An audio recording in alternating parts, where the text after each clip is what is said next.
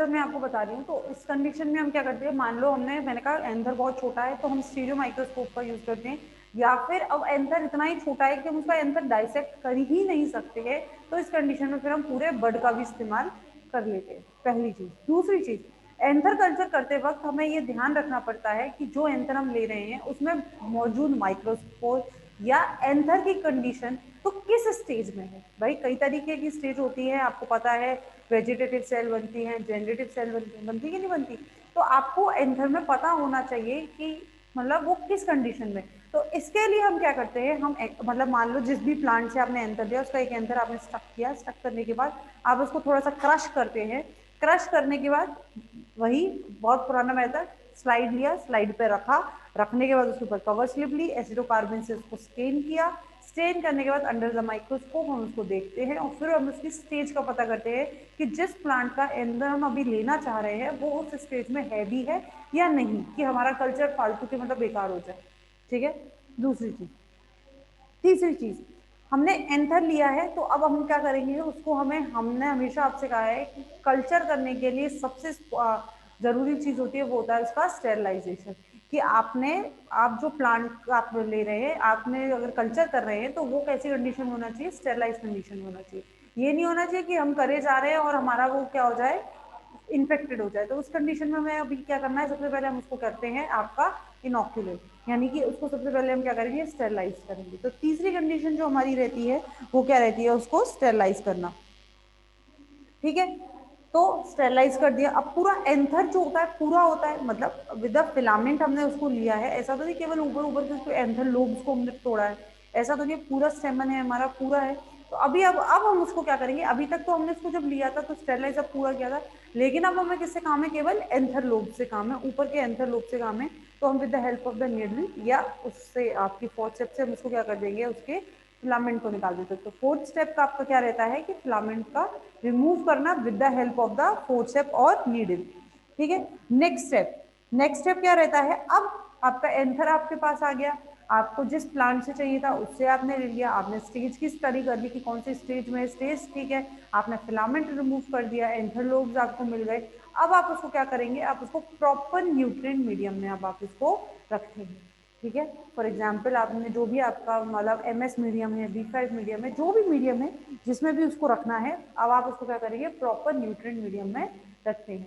Proper nutrient medium में अब हमने इसको रख दिया।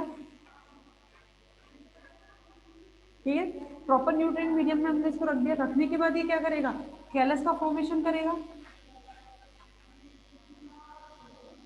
करेगा कि नहीं करेगा, ये क्या बना लिया इसने, कैलस बना लिया। कैलस फॉर्म करने के बाद ये क्या करेगा, इसमें से शूट रीजनरेट करेगा, करेगा। सबसे पहले मैंने बताया था आपको हमेशा क्या रीजनरेट करते हो, शूट रीजनरेट करते हैं, क्यों, क्योंकि इसमें क्या मात्रा ज्यादा होती है, ऑक्सीजन की मात्रा ज्यादा होती है। ठीक है, तो सबसे पहले ये क्या रखता है, शूट का रीजनरेशन करेगा, शूट रीजनरेट होने के बाद अब हम क्या करते हैं, एक बेहतर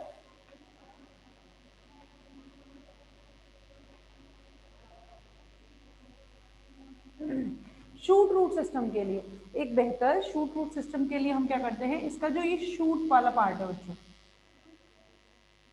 एक बेहतर शूट रूट सिस्टम के लिए हमने क्या किया, ये जो शूट वाला पार्ट है इसको एक मीडियम में ग्रो किया, एक मीडियम में डाल देते हैं, जिसकी वजह से क्या है, अब ये शूट खाली शूट है तो अब ये क्या जनरेट कर लेगा अपने से नीचे रूट फॉर्मेशन ये शुरू कर देता है।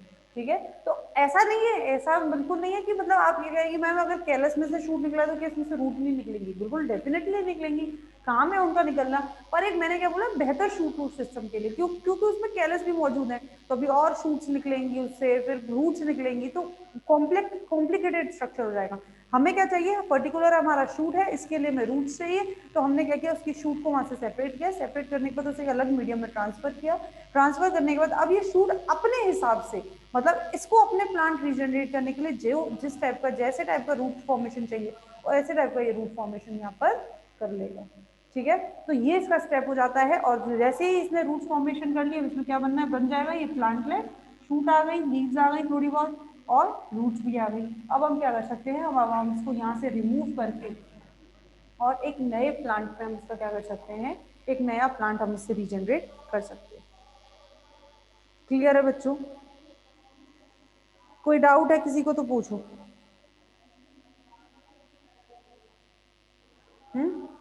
नहीं, कोई डाउट नहीं, बोलो। ये होता है आपका एंथर कल्चर।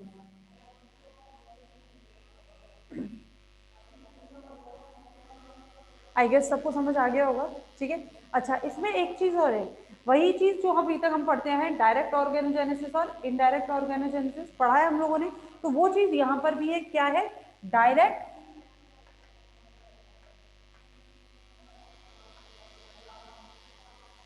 एंड्रोजेनेसिस और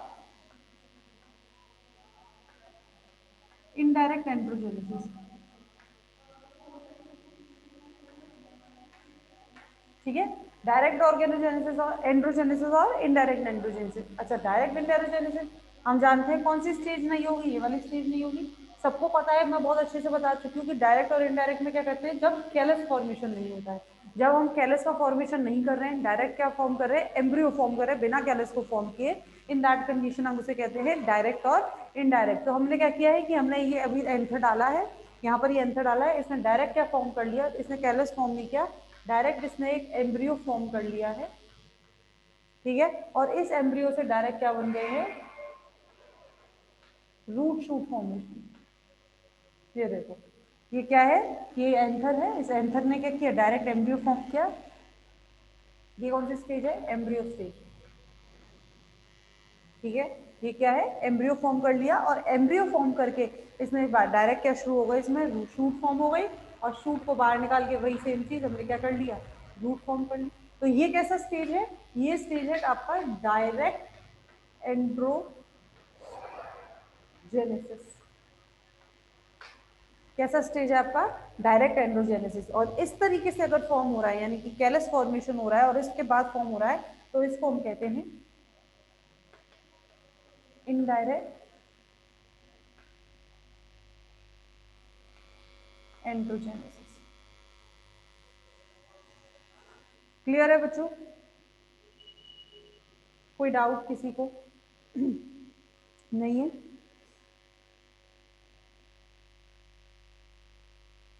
चलो। अच्छा, मैंने आप लोगों को वो तो बता ही दिया कि हम लोग बर्ड का इस्तेमाल कर सकते हैं। ठीक है, स्टीरियो माइक्रोस्कोप ले सकते हैं, ये बात हम लोगों ने कर दी है। अच्छा, एक चीज और होती है बच्चों, कई बार ऐसा हो जाता है कि जो एंथर है उसका हम लोग कल्चर कर रहे हैं, लेकिन एंथर का कल्चर करते वक्त अब हमारा जो एंथर है वो बंद स्टेज में है, बिल्कुल क्लोज स्टेज में है। तो कई बार ऐसा होता है कि हम एंथर को एक मीडियम में ट्रांसफर कर देते हैं। ये हमारा एंथर है, एंथर लोब्स है, इसको हमने किसी मीडियम में ट्रांसफर कर दिया, और मीडियम में ट्रांसफर करने के बाद ये एंथर लोब क्या होगा, बस्ट होगा। ठीक है। और इसको बस्ट होने में लग जाते हैं 5 से 6 दिन, 5 to 6 days। ठीक है। तो एंथर के बस्ट होने तक हम उसको क्या करते हैं, एक मीडियम में रखते हैं, और जैसे ही एंथर बस्ट हो जाता है हम उसको लेकर एक दूसरे मीडियम में ट्रांसफर कर देते हैं जहां पर हमें एंथर कल्चर करवाना है। ये एक प्रोसीजर होता है कि कई बार लो ऐसा कोई आपने मतलब कल्चर, आपने ऐसा एंथर किसी प्लांट का ले लिया है जिसके एंथर नॉर्मली क्या है, बंद कंडीशन में, तो उस कंडीशन में हम क्या कर सकते हैं, या तो उसको स्टिमुलेट कर सकते हैं कि उसके एंथर क्या हो, बस्ट हो, या फिर हम वेट कर सकते हैं कुछ टाइम के लिए कि एंथर के बस्ट होने तक हम उसमें वेट करें। हमें पॉलन कल्चर नहीं करना है बच्चों, पॉलन कल्चर नहीं करना है, पॉलन कल्चर हमारा अलग है, उस कंडीशन को हम बाद में बात करेंगे कि पॉलन कल्चर कैसे करते हैं, एंथर से हम पॉलन निकालते हैं तो कैसे है। पर यहाँ पर भी क्या है कि हम एंथर के बस्ट होने का हम इसलिए इंतजार कर रहे हैं क्योंकि एंथर के अंदर बहुत सारी चीजें, केवल पॉलिन्स नहीं है, टैपिटम है, कई सारे कई टाइप के न्यूट्रिटिव लेयर्स हैं जिनके बारे में हमें स्टडी करनी होती है। ठीक है। तो इस वजह से हम बात कर रहे हैं कि हम क्या कर सकते हैं, उसके बस्ट होने का इंतजार कर सकते हैं। क्लियर? चलो,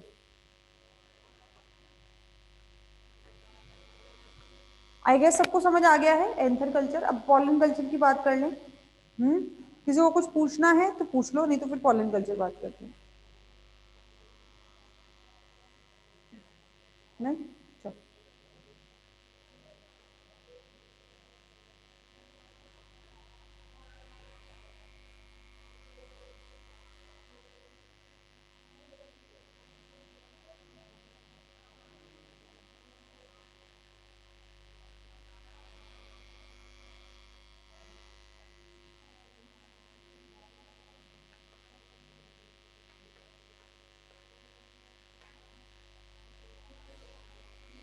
पॉलन कल्चर।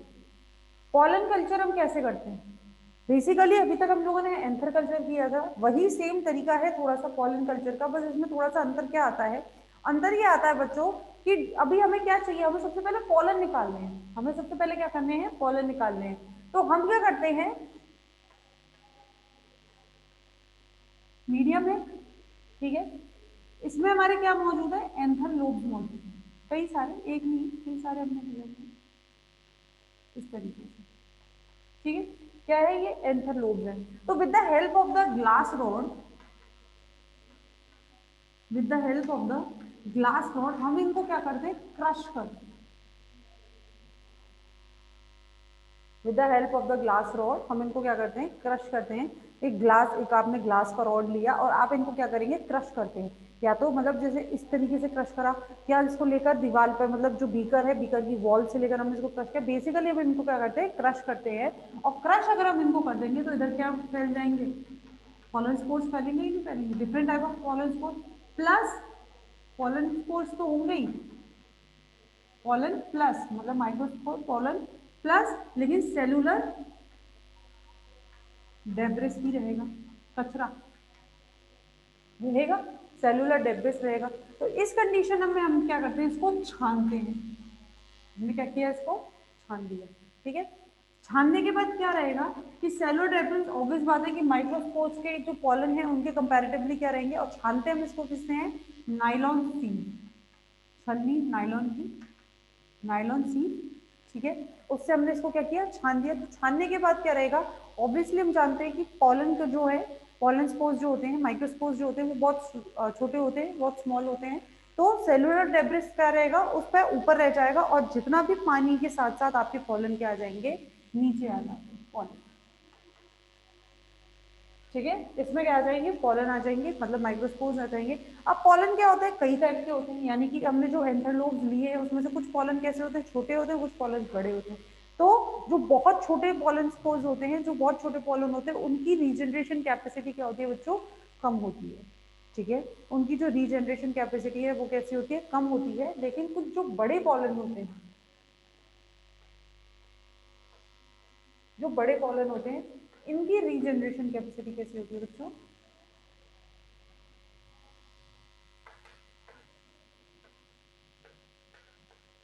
इनकी रीजनरेशन कैपेसिटी कैसी होती है, अच्छी होती है। तो ऐसे कंडीशन में हम इन बड़े पॉलन स्पोर्स का, इन बड़े माइक्रोस्पोर्स का यूज करते हैं for the culture. Clear?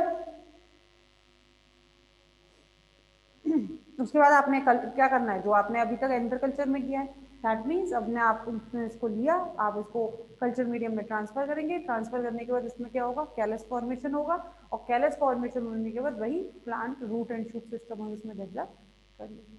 Same है, बस अभी हमारी कुछ स्टेप्स जो आगे की रहती है वो किसकी रहती है, टू डेवलप द पॉलन, कि हम एंथर में से पॉलन कैसे निकालें, तो उसके लिए एक प्रोसीजर है, बाकी सारा एंथर कल्चर की तरह सेम रहता है। क्लियर? कोई डाउट किसी को, पॉलन कल्चर, एंथर कल्चर में?